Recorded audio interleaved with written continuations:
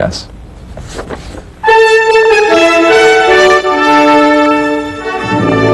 This is the CBS Evening News. Dan Rather reporting. Good evening. Double front burner heat on George Bush tonight. The vice president's latest version of his role in secretly sending U.S. missiles to Ayatollah Khomeini is raising more questions.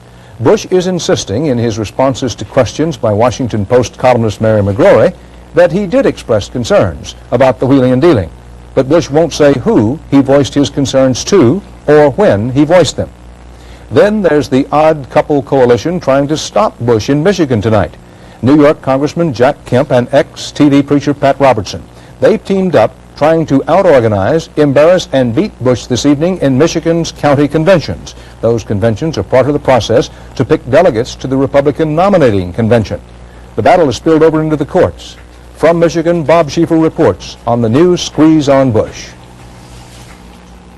Bush talked to New Hampshire voters today, but he wouldn't talk about why he suddenly decided to put some distance between himself and the president on the Iran-Contra mess. Aides kept him well away from the press, saying they saw no benefit in discussing it.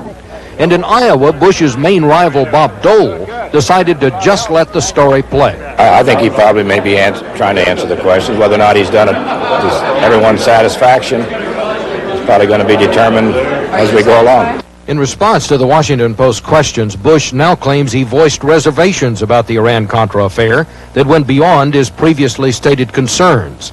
He would not say whether he passed on this advice to the president. Bush says only he raised the concerns in a setting with others present. He would not specify with whom he spoke. He also concedes for the first time that he probably did attend a crucial meeting with the president where the Secretaries of State and Defense objected to the Iran arms sale plan. But he says he does not recall any strenuous objections, nor does he recall their soliciting my views. Bush's effort to distance himself from the president on Iran-Contra comes as he faces a crucial battle tonight in Michigan, where the first delegates will be selected for the Republican convention. He did talk about that today. Now I've been in a knock-down, drag-out fight out there, standing up for what I think is the best in public participation in Michigan. This is an embarrassment to the Republican Party, and it's an embarrassment to the vice president because of the behavior of his supporters. Michigan was once Bush country, but supporters of Pat Robertson and Jack Kemp out-organized the Bush forces, grabbed control of the party apparatus, and the fight has been nasty. As the process goes on, the venom seems to expand, the hatred seems to deepen. Robertson 88. Today, all over Michigan, Robertson, Bush, and Kemp people were scrambling to get out the vote, and they were playing it close to the vest. Just, the only way we're going to get anything is under camouflage there. Maybe so, but the whole process out here has become so bogged down in lawsuits and controversy, it now appears no one will know who represents Michigan until it's all thrashed out at the national convention in New Orleans this summer. Dan? Thank you, Bob. No matter how he does in Michigan tonight, Pat Robertson has already upstaged and embarrassed both Bush and, to a certain extent, Bob Dole. Robertson's savvy, heavy money, and legions of faithful also make him a player in the almost-here Iowa caucuses. National Affairs correspondent Leslie Stahl looks tonight at just how serious a player.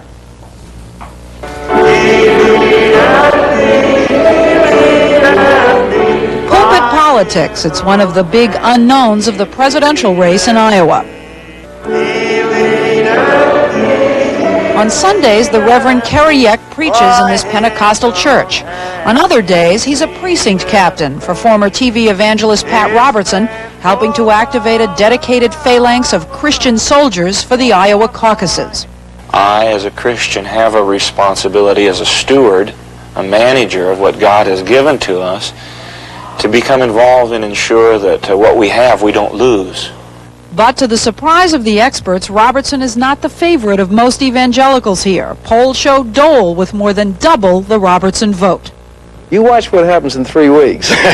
Come back with your poll then, and then I'll talk to you. Robertson's people say don't be fooled by the polls. They say they're attracting highly committed supporters who are missed by the pollsters because they're new to politics.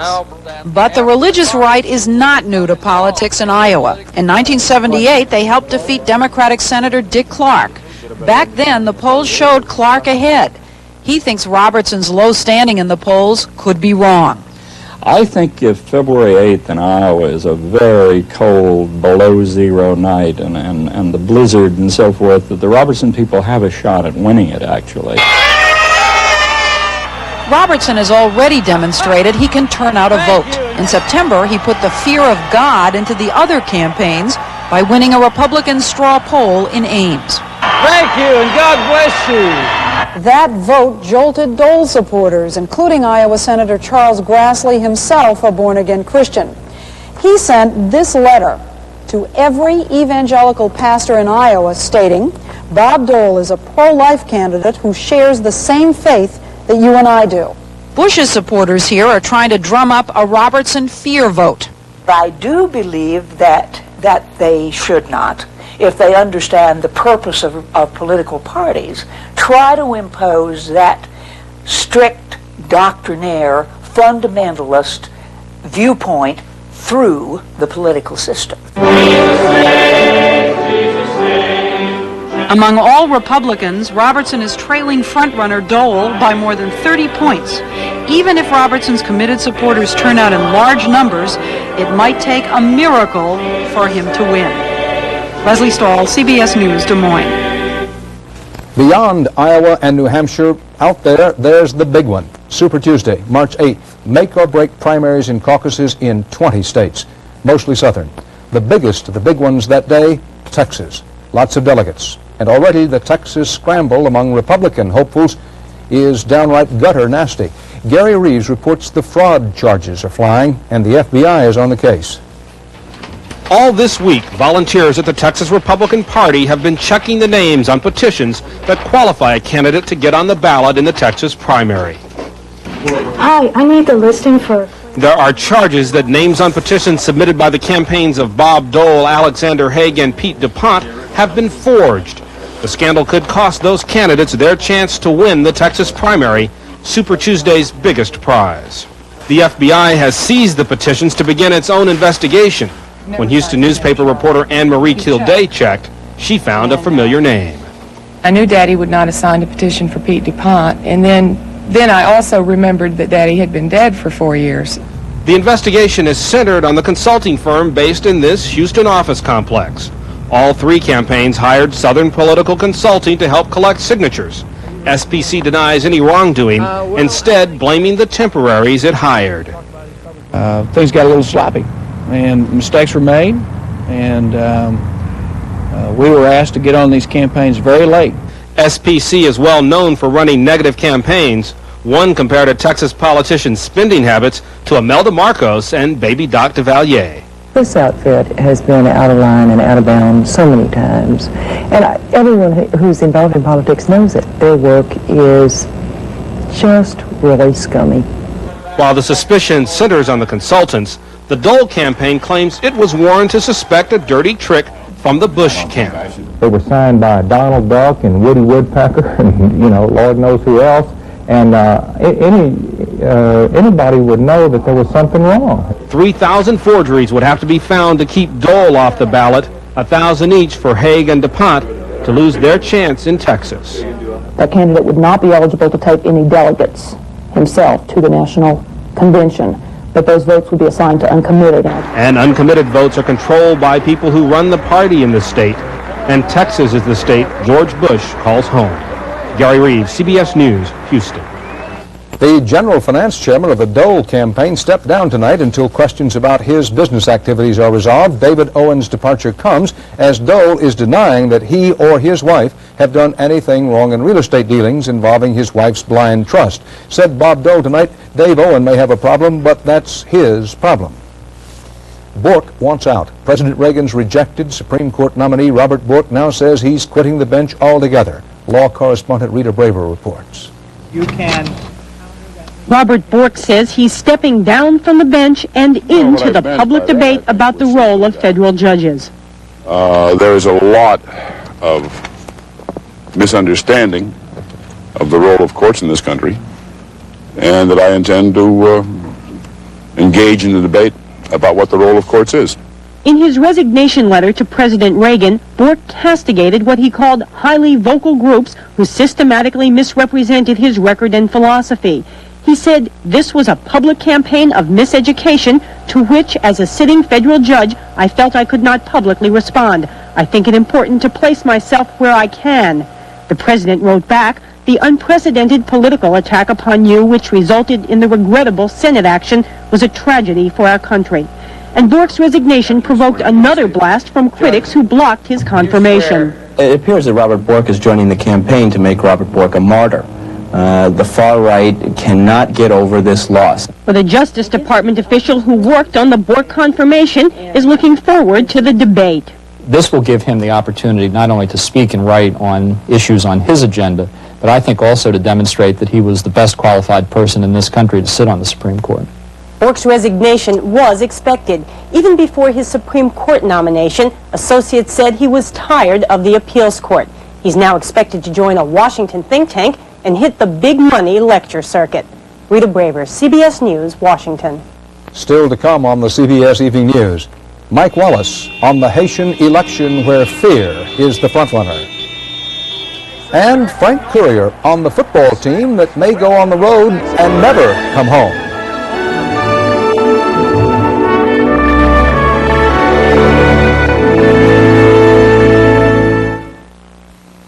It's the Designs 88 Showcase Sale at Color Tile. The newest, the latest designs, colors, and patterns, all at incredible savings up to 33%. Like this beautiful ceramic tile, now only 99 cents. This luxurious Aurora marble, just $3.99. Even elegant oak parquet, just 52 cents. Handsome vinyl tile, only $1.99. Come save up to an incredible 33%. The Designs 88 Showcase Sale at Color Tile. But hurry, sale ends Sunday.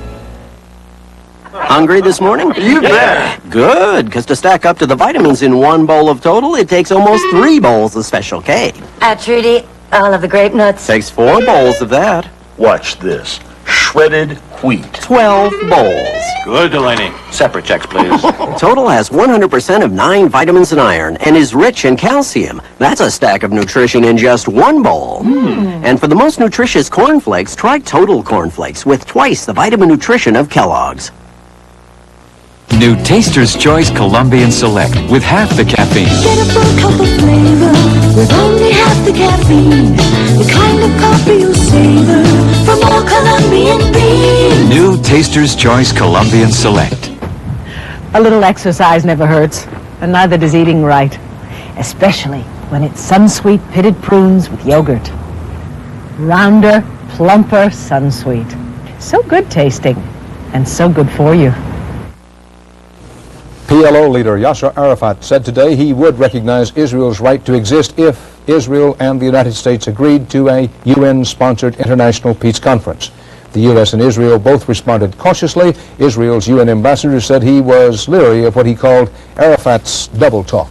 The UN Security Council today called on Israel to allow 4 deported Palestinians to return to the occupied West Bank. The vote on their departure was 14-0. The United States abstained. In the occupied territories, the Israelis were trying new and still harsher tactics against Arab protests. Bob Simon is there. The day broke sad and sullen over Gaza's refugee camps, which remained under curfew. The Israelis let some food trucks in and turned others away. At UN distribution centers, there's been increasing frenzy and decreasing reserves. UN officials say people are not starving, but food is getting scarce. Battle continued on the West Bank between children and the army, between women and police. And early this morning, Israel opened another front. The Israelis took their iron fist today and moved it from the streets to the newspapers and law offices of East Jerusalem and the territories. They arrested Palestinian editors and journalists and lawyers who've been defending detainees, middle-aged men mostly, very moderate men compared to the youngsters who've been ruling the streets. The head of a local news agency was arrested at a press conference. At 3 in the morning, plainclothesmen came into this building and ransacked the apartment of another editor, Salah Zuhaker, presumably looking for evidence before they arrested him. Furniture was ripped apart, books and papers savaged, clothing strewn all over the place. You asked them why they were doing it? Yeah. And what did they say? This is not your business. Shut your mouth and go in this room and close the door. The editor of El Fajr, East Jerusalem's largest paper, was arrested, questioned, and released on bail. It's harassment of the press, not allowing people to speak out freely. When you have 2 warring communities, they won't give the other side freedom of expression. That's what occupation is all about. On the West Bank, Palestinians were expressing themselves, shouting from rooftops, while in Lebanon, the 4 men Israel deported yesterday were being decorated by their comrades. They were called heroes of the revolution. For sure that it's a revolution without weapons, but it's a revolution. Israeli military sources say some young militants are calling for greater daring for the use of weapons, and that traditional Palestinian leaders, including the men arrested today, have been completely eclipsed by the pace and the fury of the boys in the streets. Bob Simon, CBS News on the West Bank. A U.S. Army sergeant stationed at a key military testing base in Maryland was arrested today, espionage charges. FBI officials say that Sergeant Daniel Richardson is accused of attempting to deliver national defense information to the Soviets for money. The U.S. and the Soviet Union traded complaints today about possible flim-flamming on arms control. They accused each other of supplying misleading photographs of missiles to be scrapped under the arms treaty just signed at the Washington summit. Against that backdrop, American and Soviet negotiators today began new talks in Geneva, negotiations aimed at slashing in half the long-range nuclear weapons the superpowers have aimed at each other.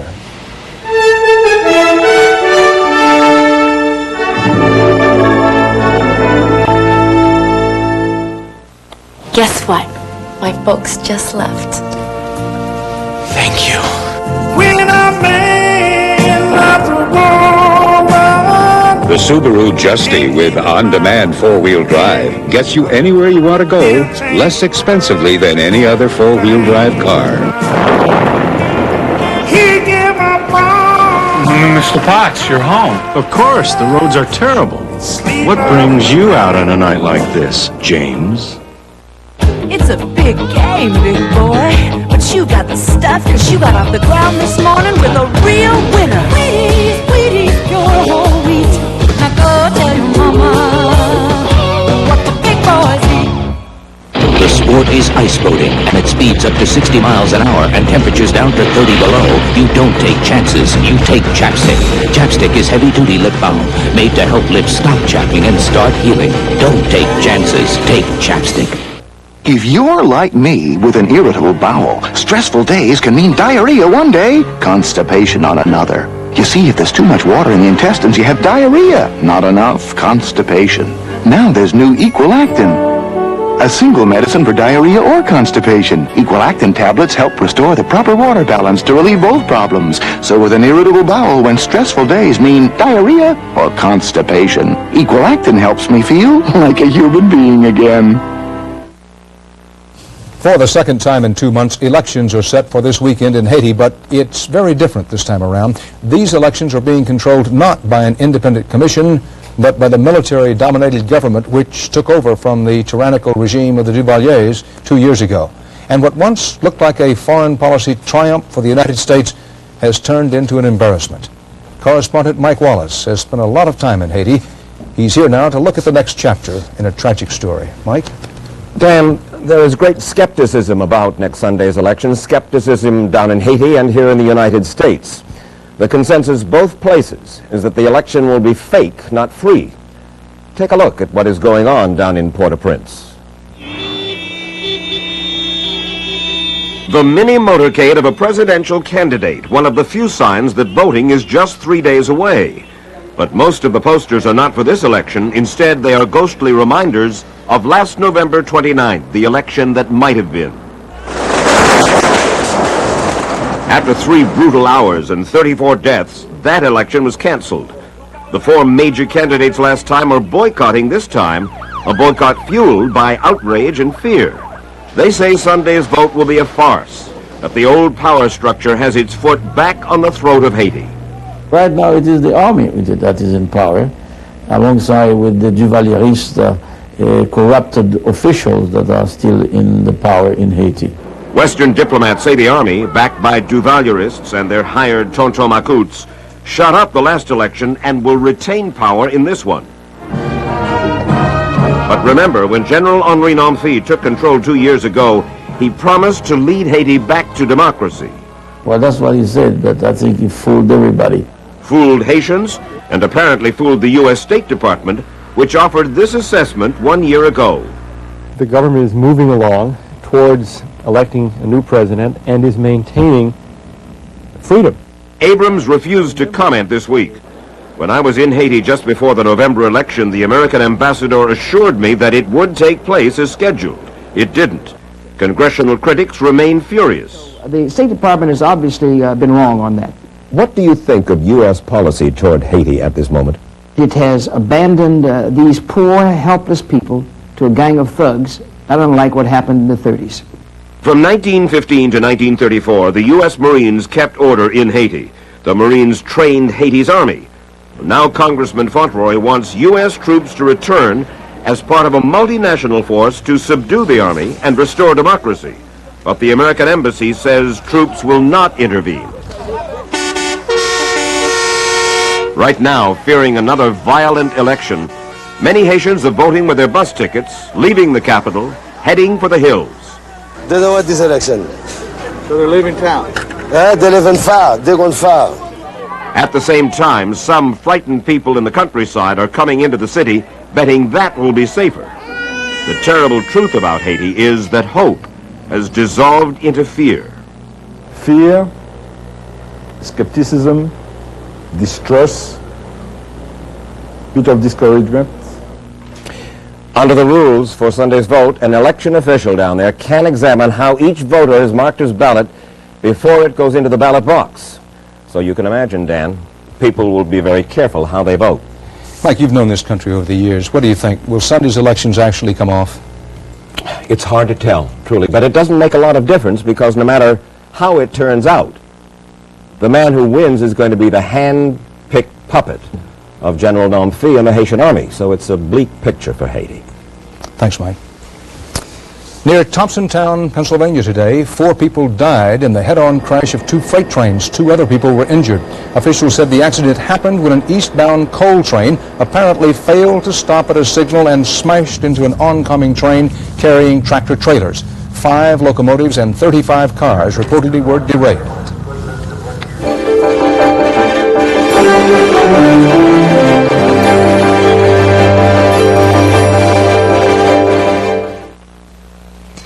I can't marry you.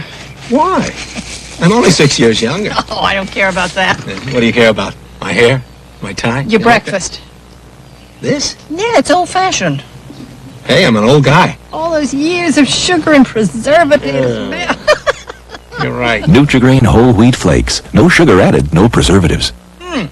That's good. Now will you marry me? I thought you were 5 years younger.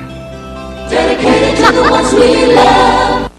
It's the Designs 88 Showcase Sale at Color Tile. The newest, the latest designs, colors, and patterns, all at incredible savings up to 33%. Like this beautiful ceramic tile, now only 99 cents. This luxurious Aurora marble, just $3.99. Even elegant oak parquet, just 52 cents. Handsome vinyl tile, only $1.99. Come save up to an incredible 33%. The Designs 88 Showcase Sale at Color Tile. But hurry, sale ends Sunday. Mom, listen. Well, of course you'll hardly hear anything. It's my new Whirlpool dishwasher. Cleans great and it's so pliant. Mom, what's all that noise? Oh, it's your dishwasher. Whirlpool.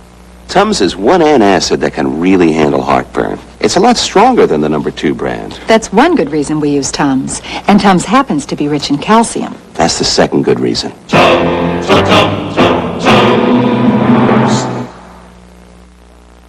Now look at this. In a Washington suburb, a startling sight that raised a lot of questions. Why was this car running backwards around the circular driveway last night in front of the primary day school in Bethesda, Maryland?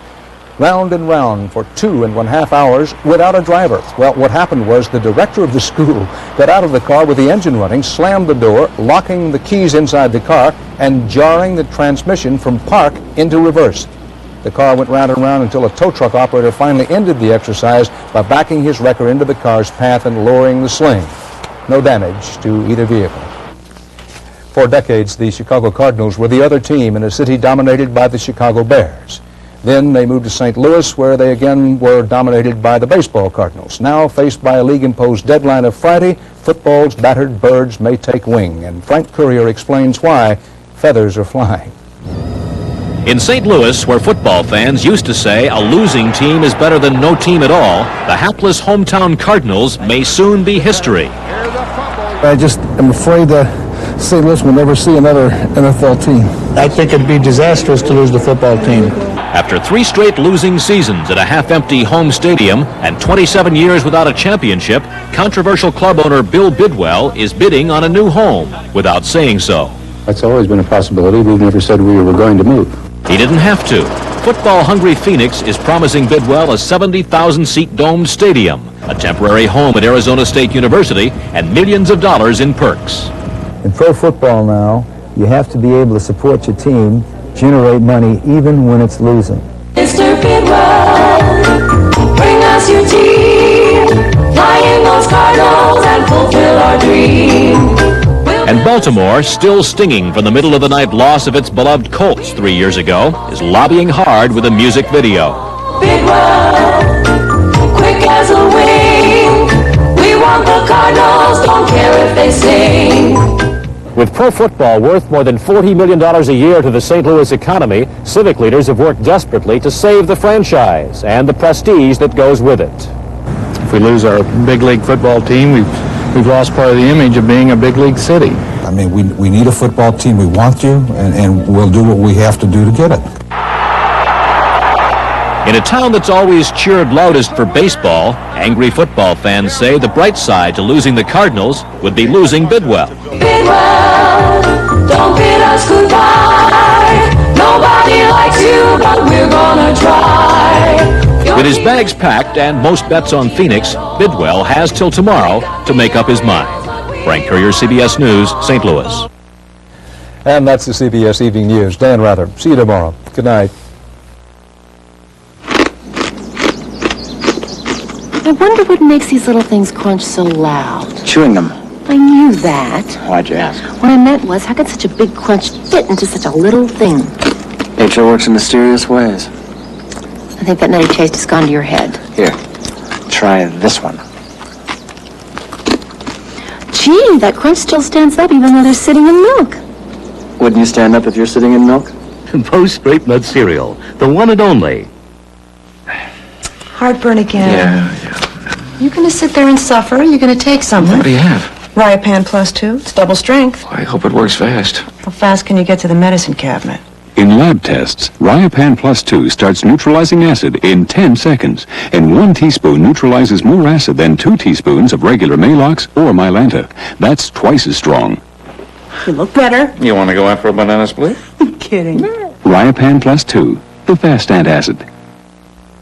This is Brother Rice. He hasn't spoken a word in exactly 20 years. So I brought him this new FTD Celebrate bouquet. The flowers, colorful bowl, and fun box make it a celebration worth shouting about, right? Send the new FTD Celebrate bouquet. Oh, look at the time. I gotta get some Z's. Nitol will help you get your Z's. Nitol helps you feel drowsy so you can get your Z's. Nitol will help you get your Z's.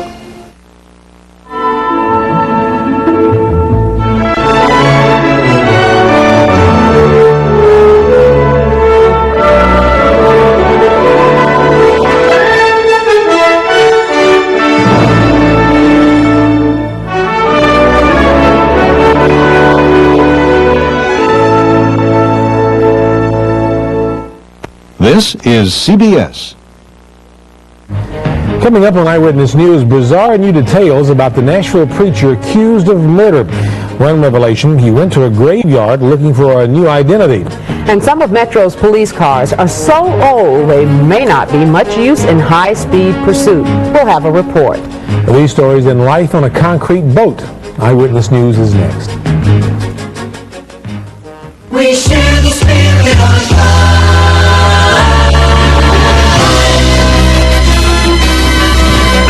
From Nashville's news station, this is Eyewitness News.